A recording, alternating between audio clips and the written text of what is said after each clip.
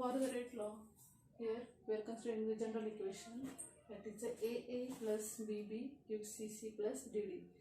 Equation 1 is given for that. So rate of reaction at a given time is proportional to its molar concentration at that time raised to simple powers.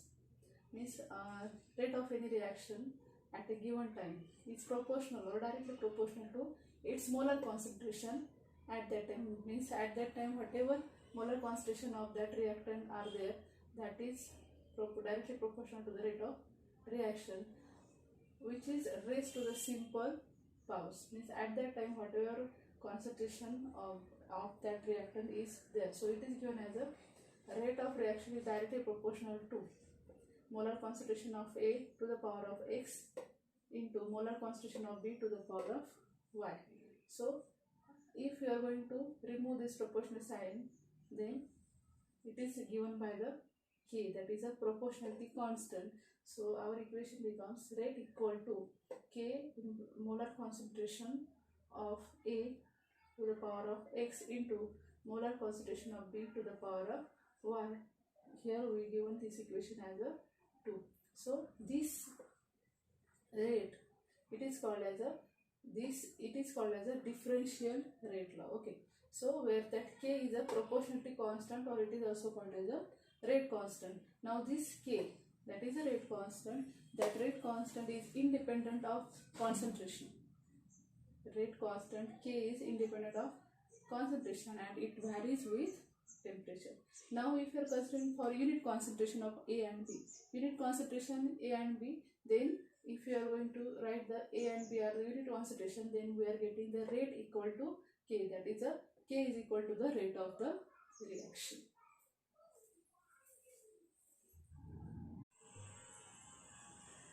Now here we are taking the powers X and Y, which is from the rate equation or rate of the reaction, which is nothing but the in a given time that rate of reaction is proportional to its molar concentration at that time raised to a simple power. So simple powers is denoted by X and Y. So these X and Y values are maybe simple whole numbers, 0 or the fraction. So X and Y, which are taken as a powers for the molar concentration, these are the experimentally determined quantity. So the rate law, which is given in equation 2, is given by rate equal to K molar concentration of A to the power of X into B molar concentration of B to the power of Y. That is determined experimentally. Okay, so that reaction, that in terms of molar concentration of reactant, and it is not predicted from the stoichiometry. Means whatever stoichiometric reactants or stoichiometric coefficient of the reactants are there, it is not considered. It is expressed in terms of molar concentration of reactant, and which is experimentally determined quantity, because X and Y are the experimentally determined. So exponents X and Y. So these powers X and Y, or we are called as a exponents. Exponents X and Y gives how the concentration change affects the rate of reaction. Means X and Y is nothing but the powers of the molar concentration, and if that X and Y values are going to change, that is nothing but the molar concentration of that particular reactants are going to change. That affects the rate of reaction. So how it affects the rate of reaction? Suppose for the powers we have taken that for X and Y, X equal to Y equal to 1, we are going to take X equal to Y equal to 1. Then equation 2 means that rate equation, what is given here, that is a rate equal to K molar concentration of A to the power of X into molar concentration of B to the power of Y. So if you are put the values of X and Y here, so we are getting the rate equal to K in bracket molar concentration of A into molar concentration of B, which indicates that rate of reaction depends linearly on concentration of A and B. Okay, so if from either A or B, so either A or B concentration change or double, then rate would be doubled. So how it is there? So for X equal to 2 means here in rate equation law or rate law, we are writing the K into molar concentration of X into molar concentration of B to the power of Y. If we are going to take power x equal to 2 and y equal to 1, then the rate equation, that is equation 2, becomes K into molar concentration of A to the power of 2 and B to the power of 1, because y equal to 1. So that is the concentration of A is doubled. If that concentration of A is doubled, kept constant of concentration of B, therefore we can say that rate of reaction increases by factor 4.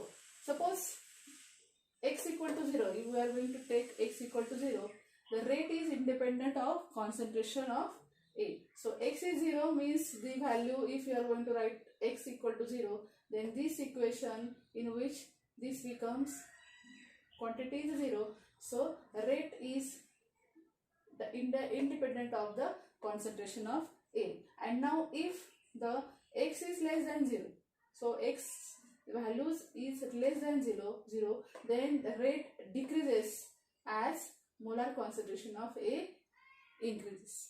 Okay.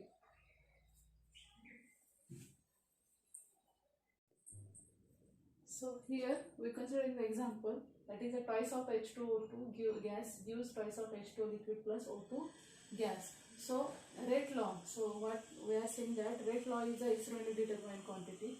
So rate is given by rate equal to K molar concentration of H2O2. So here if you can see that 2 is the stoichiometric coefficient, but here to the power of 2 is not there, means that stoichiometric coefficient is not applicable. So that is the experimentally determined quantity there. So rate is proportional or equal to K into molar concentration of the H2O2.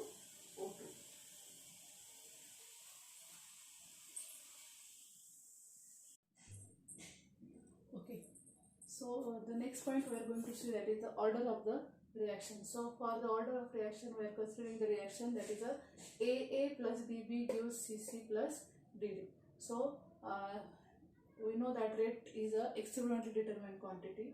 It depends on the molar concentration of reactant in a simple powers. So rate is equal to, so rate of that reaction is given by rate equal to K molar concentration of A to the power of X into B molar concentration of B to the power of Y. Suppose here we are given in this equation as a 1. Now here that powers X and Y, this if you are going to add this or sum of this, so X plus Y, sum of X plus Y, these are the powers of the molar concentration of the reactant.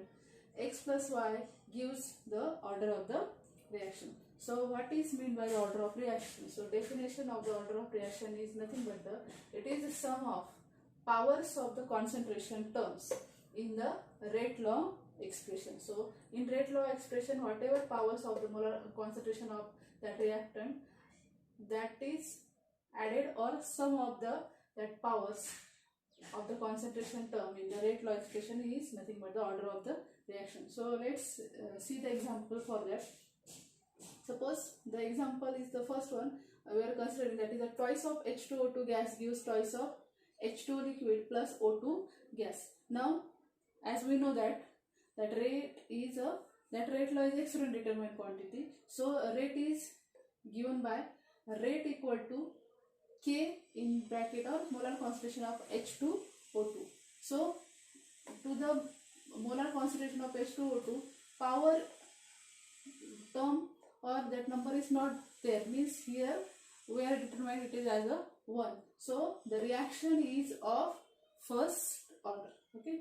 So if you are going to consider the second reaction, that is for the hydrogen gas, that H2 gas plus I2 gas, it gives twice of HI gas. Now rate law for this reaction, that is experimentally determined, given, that is rate equal to K in bracket molar concentration of H2 into molar concentration of I2. So if you are considering about the first reactant concentration, that is H2, here the power is nothing is there, means there is a power is a 1. So the reaction is first order with respect to H2, and also I2 concentration is there, the power is considered as a 1. So first order with respect to I2. Then that sum of these two powers, that is a x plus y. So we are getting the overall order of the reaction, that is a x plus y equal to 1 plus 1 equal to 2. So the reaction is of the second order.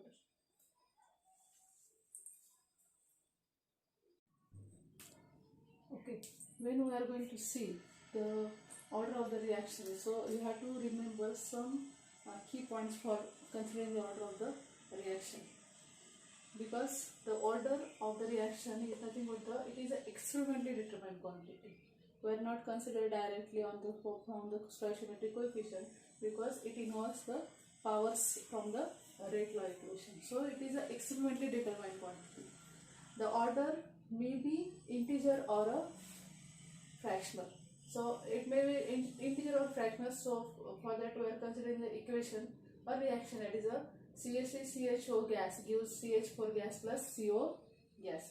So for the rate of the reaction is, that is experimentally determined, given by rate equal to K in bracket or molar concentration of CH3CHO to the power of 3 by 2. So 3 by 2 is nothing but the fractional. So order of the reaction, we are saying that the order of the reaction is a 3 by 2. The next point is that order of the reaction may be 0. So for this we are considering the equation, that is NO2 gas plus CO gas gives NO gas plus CO2 gas. So for this reaction, if you are going to consider, these are two reactants which are participated into the reaction, that are the NO2 gas and the CO gas. But the as rate is a experimentally determined quantity, rate law is given by rate equal to K in bracket molar or molar concentration of NO2 to the power of 2. So when we are going to write order of the reaction we are writing in with respect to NO2, because order of the reaction with respect to NO2 is a 2, and with respect to CO is a reactant, but CO is not in a rate expression. So with respect to CO, the order of the reaction is a 0. So that is nothing but the rate is independent of the concentration of a CO. So directly we are going to consider the order of the reaction with respect to NO2, so that we are getting the overall order of the reaction is a 2. Now the next point which is to be considered, that is for the order of the reaction, that is only few reactions, only some of the reactions are of the third order reactions are known, and the last one is the higher than the third order reaction are very scanty. Scanty means very small quantity reactions are available in the nature of that of higher order